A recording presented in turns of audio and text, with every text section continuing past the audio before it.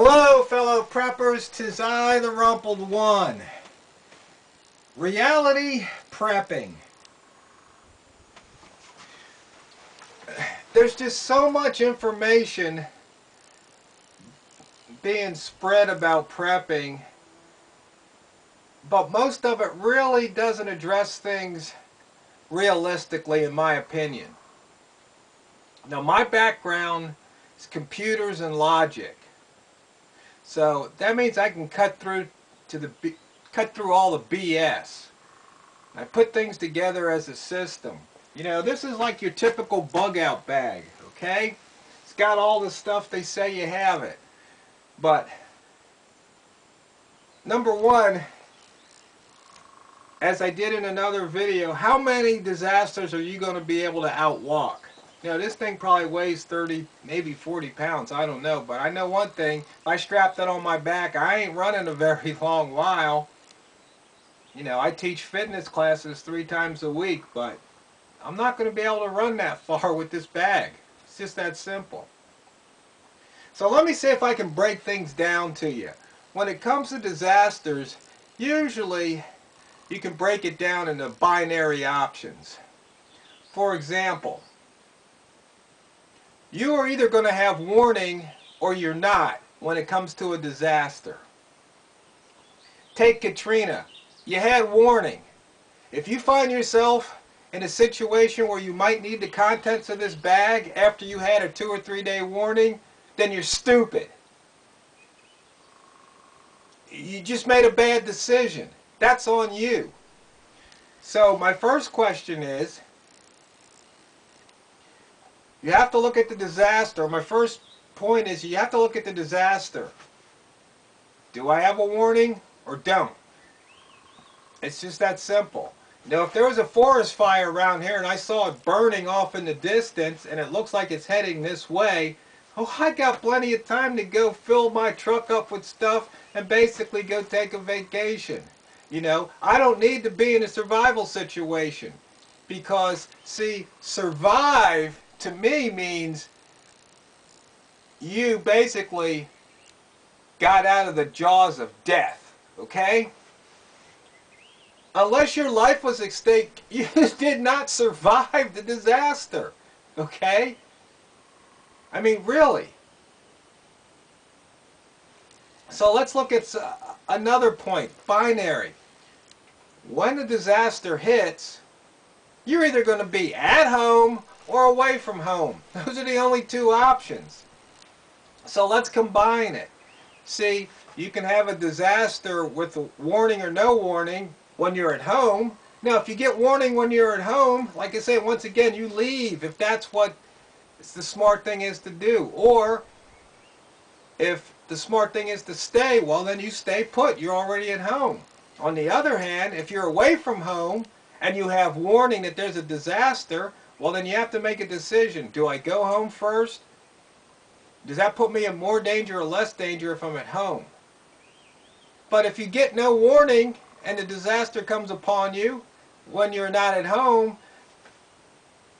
then once again, you've got to make a decision. You know, you got to survive, meaning you don't die. And then do you come home or do you stay away from home? So you see how these binary, you can basically start doing like a flow chart.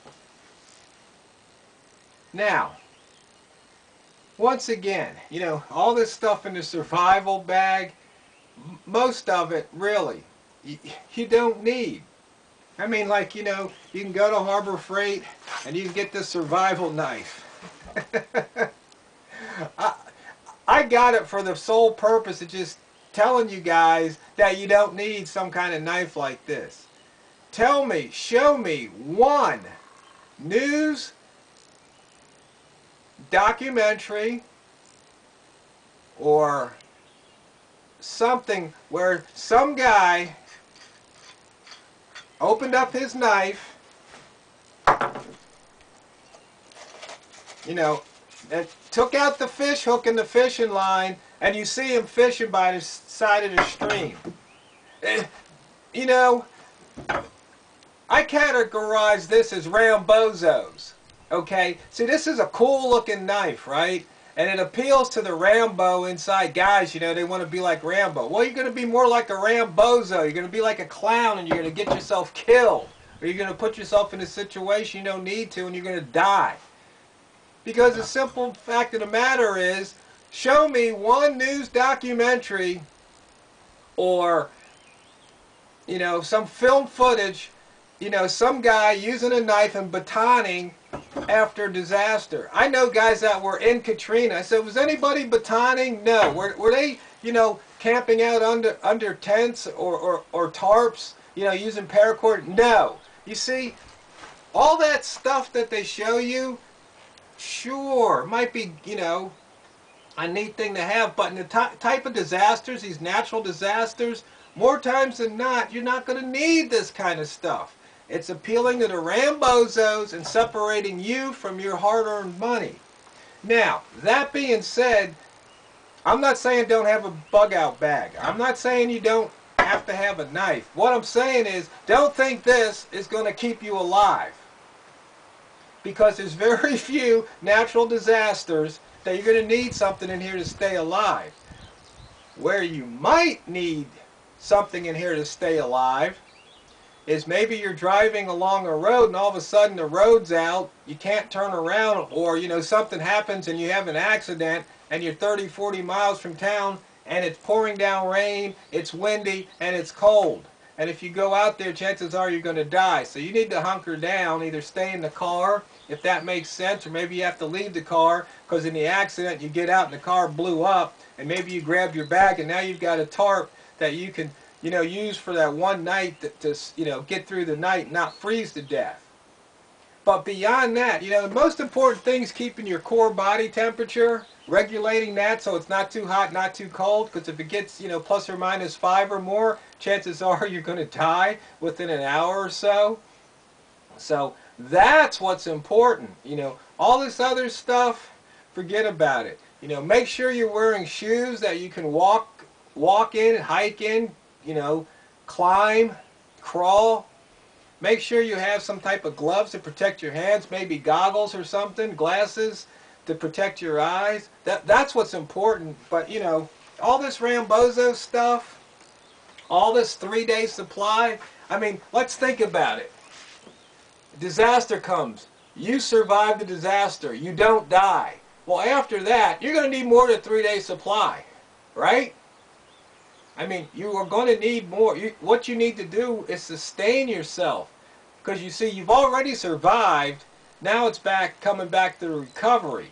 You see, life just goes along and all of a sudden you have this disaster. Now, then you have to recover from disaster and try and get back to normal. But you see, some disasters might take a real long time to come back up to that normal.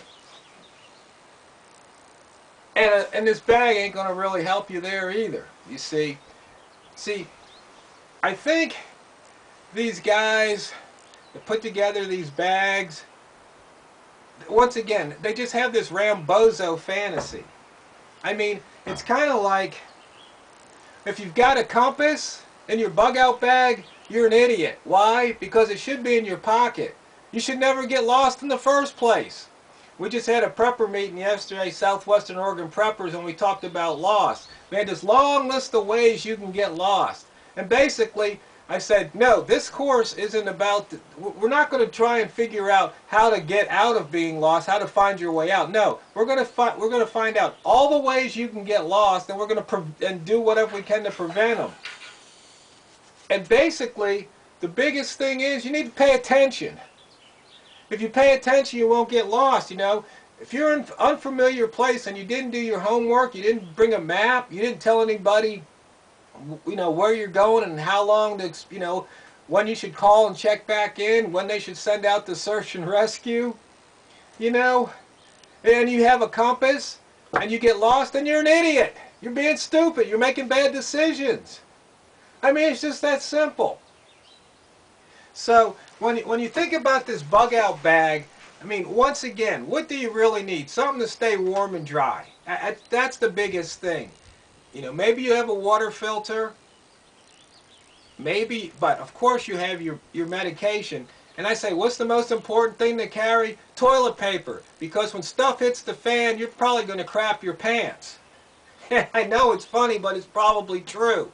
And you know, do you want to go 3 days without toilet paper? I don't think so. Do you want to depend on somebody else having it for you? I don't think so. You see, that's part of being a prepper. That's part of reality prepping. So you might even want to have a change of underwear in your bag too for when stuff hits the fan. So, the whole thing is that I'm not saying don't have a bug out bag. I'm saying, really, if I'm bugging out, you know, when would I grab this bag? Think about it. If I'm at home and I have no warning and there's a disaster, then I might grab this bag. But the thing is, how many types of disasters like that could happen? I'm trying to think. Well, where I am, probably not going to get a flood. Earthquake, no warning. Okay, well, if I'm at home, you know, I'm going to probably stay here. Where would I go? How would I get there? The roads will be, bridges are gone. So it'd be smart to stay home. Let's see, what else would cause me to bug out, no warning? I wake up in the middle of the night and I'm surrounded by a forest fire. Well then, and it's come then I'm going to have to figure out how to survive. To get through that forest fire, I might be grabbing the bag. Let's see, big windstorm. No, I'm going to stay put. What else we got? Volcano, well, that's far away. I don't think I'm going to get any volcanic ash or lava here, so I don't have to worry about that. See, what other natural disaster or type of disaster? Well, I don't really see any chemical trucks coming up here. That'd be kind of stupid. The highway's about 4 or 5 miles that away. Maybe there could be some type of, you know, spill and the air is contaminated and I'd have to bug out. That's kind of remote. It could happen, I guess. So you see, that's my point. You have to analyze these things. So yeah, I got the bag, but there's a certain reality checks. This is not going to save my life. Really, it's not. Okay?